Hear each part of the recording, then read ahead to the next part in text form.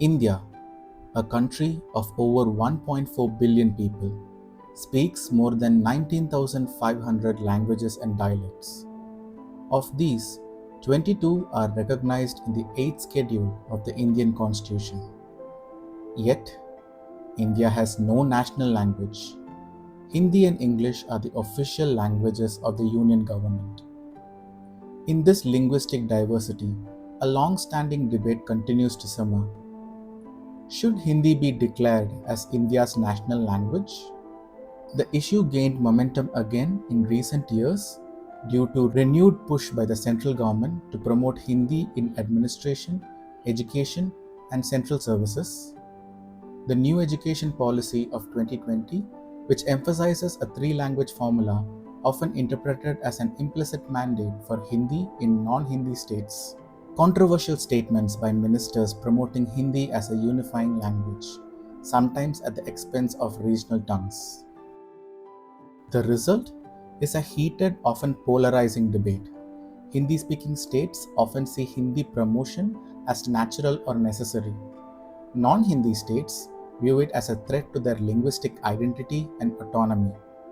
Tamil Nadu, Karnataka, Kerala, Andhra Pradesh, and the northeastern states have historically resisted Hindi opposition.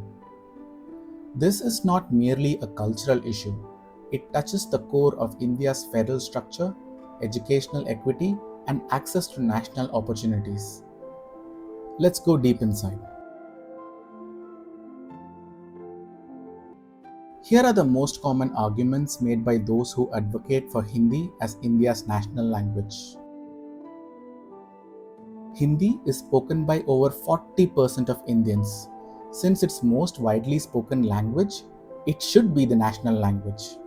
From a democratic standpoint, recognizing the most commonly spoken language as national could improve communication and reduce linguistic friction. Supporters argue that this could make national policies, exams, and official functions more accessible to a larger portion of the population. A single language can help foster unity and a stronger national identity. Many other countries have one national language and build a shared national consciousness. It is seen as a way to encourage interstate mobility and mutual understanding among India's diverse populations. English is a colonial language. Continuing to rely on it represents colonial hangover and elitism. Hindi, being indigenous, should replace English. Many see replacing English with Hindi as a step toward true decolonization, reclaiming Indian identity from its colonial past. It is also argued that continuing to privilege English perpetuates class divisions inherited from the British Raj. Hindi medium students are disadvantaged in the English dominated job market and higher education. Promoting Hindi levels the playing field. This argument highlights the reality that rural and public school students often struggle in English-centric system.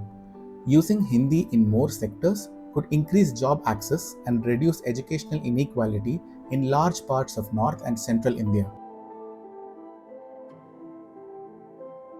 Hindi has a rich literary and cultural heritage.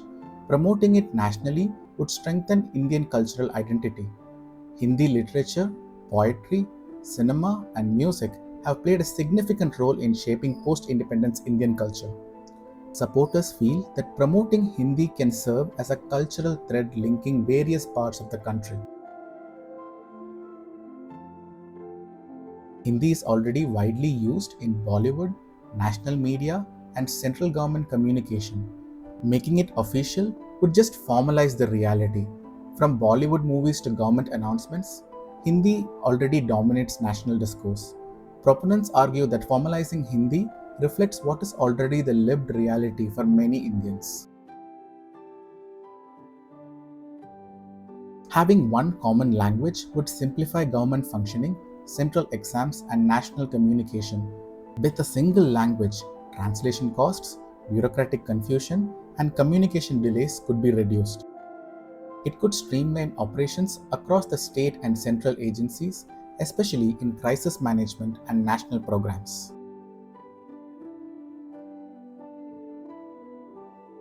Sounds like some strong arguments, don't they? Let's deep dive and break it down further.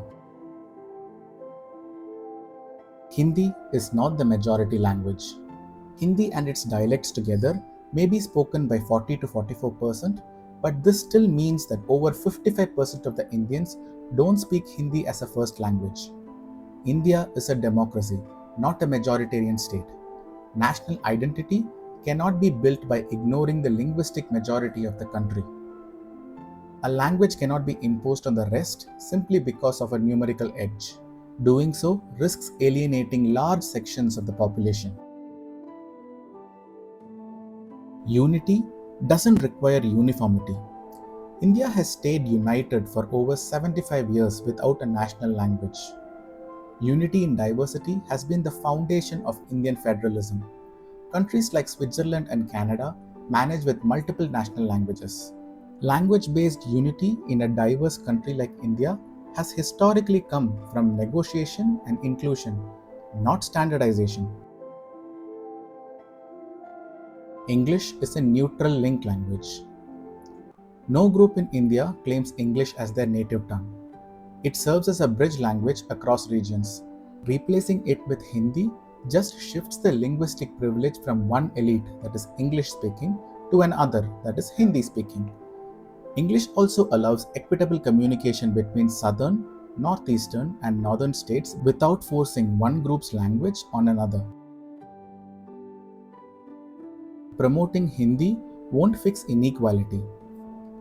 The real issue in India is class and access to quality education. Replacing English with Hindi doesn't help a Tamil or Bengali speaker, it just creates a new imbalance. It assumes that all non-English speakers are Hindi speakers, which is simply not true. Equality cannot be achieved by burdening non-Hindi speakers with another language they never needed. All languages have rich cultures. Tamil is older than Latin. Bengali have Nobel laureates and classical literature. Promoting one language's culture cannot come at the cost of others. True cultural pride comes from celebrating all regional languages, not elevating one as inherently more Indian than the rest.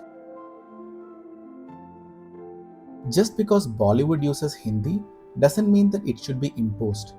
Cultural soft power is not a reason to change constitutional language rights.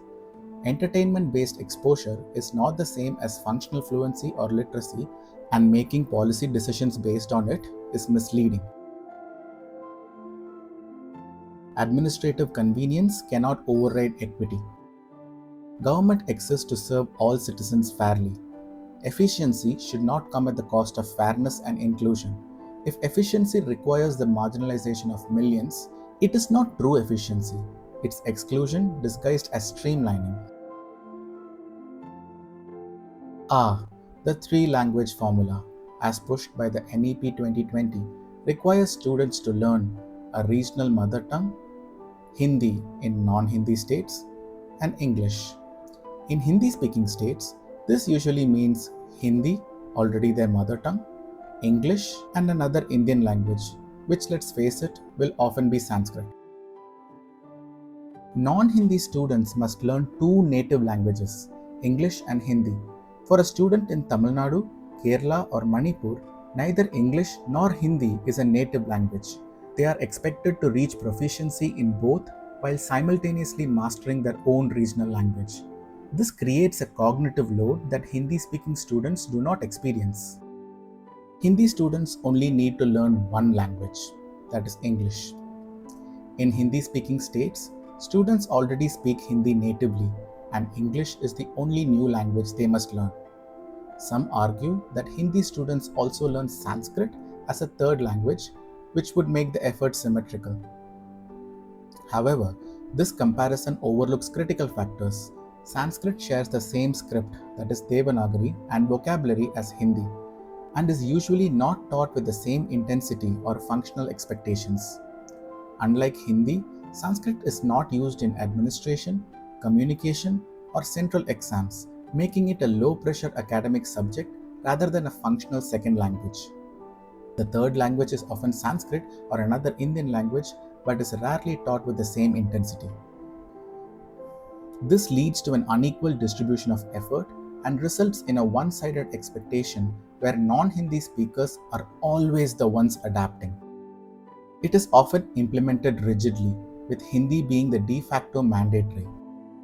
While the policy claims to allow flexibility, in practice, most non-Hindi schools are pressured to adopt Hindi as the third language. Even when the students or states prefer learning a language like Sanskrit, French, or a neighboring state's tongue, institutional and bureaucratic inertia often defaults to Hindi. This inertia stems from decades of centralization around Hindi in educational boards, textbook development, and administrative procedures. It is easier for bureaucrats and school authorities to default to Hindi because curriculum, exam formats, teacher pipelines, and existing infrastructures are already set up for it. Changing to another Indian language would require active effort, new approvals, and teacher recruitment. So, the system sticks to what is already in place, even when it is not the best or fairest choice. This contradicts the spirit of choice and plurality. No real mechanism for voluntary adoption of a third language in Hindi speaking states. Although the policy technically requires all students to learn three languages, Hindi speaking states rarely implement a non Hindi Indian language effectively. Sanskrit is often used as a filler without practical utility, and little effort is made to promote, say, Tamil or Bengali in Uttar Pradesh or Bihar. Threat to regional and tribal languages. The pressure to teach Hindi and English within the limited school hours often comes at the cost of deep engagement with the mother tongue or local tribal languages. In effect, students may become mediocre in all three languages, and deeply rooted linguistic traditions are pushed to margins. This isn't the new issue that our country is facing right now. In the past, several countries have faced this issue of linguistic division. Let us look at some of them. In 1956, Sri Lanka passed the Sinhala Only Act, making Sinhala the sole official language, effectively marginalizing the Tamil-speaking minority. Tamils were denied government jobs, education access, and civic inclusion. Over time, this linguistic exclusion brewed resentment, contributing to decades of ethnic conflict that exploded into a civil war lasting from 1983 to 2009. The cost of linguistic domination was bloodshed and national trauma. After independence, Pakistan made Urdu the national language, despite the fact that a majority of the population lived in East Pakistan and spoke Bengali. When Bengali was denied equal status, protests erupted. The state responded with violent crackdowns. The Bengali language movement eventually evolved into a broader call for independence, resulting in the creation of Bangladesh in 1971. Language suppression became a catalyst for secession. Belgium is home to two major linguistic groups, Dutch-speaking Flemish and French-speaking Walloons. For decades, French was privileged in administration and education despite the Flemish majority. This caused deep societal tensions and protests. The country avoided collapse by adopting a federal structure with language-based autonomy. Today, Belgium officially recognizes multiple languages, and peace is maintained through balanced recognition. In Canada, French-speaking province of Quebec long resisted the dominance of English in national institutions. Tensions peaked in the 1960s and the 70s with movements demanding independence. Rather than enforce uniformity, Canada responded with official bilingualism and autonomy for Quebec. While tensions remain, this policy of linguistic respect helped preserve the country's unity. China officially promotes Standard Mandarin as the national language and enforces its use across education, media, and governance. While Mandarin helps communication across provinces, this policy has also led to the aggressive marginalization of minority languages like Tibetan, Uyghur, and Cantonese. In regions like Xinjiang and Tibet, this linguistic suppression goes hand in hand with cultural erasure, surveillance, and re education camps. Cantonese, once widely spoken in places like Hong Kong, is gradually being sidelined. China's language policy succeeds only under authoritarian enforcement, with the cost being loss of linguistic freedom, minority identity, and growing dissent. This model is impossible to replicate in a democratic, pluralist country like India. India does not need a national language, it needs linguistic justice. Unity does not come from imposing a single language, but from respecting all languages equally. In a country where language is identity, dignity, and history, equality must be the guiding principle.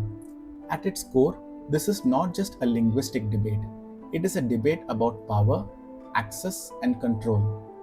Language determines who gets to participate, who gets left out, and who gets ahead. Policies that favor one language over others inadvertently entrench existing hierarchies and reinforce systemic exclusion. If India is to fulfill its promise of democracy and pluralism, its language policy must reflect that spirit at every level.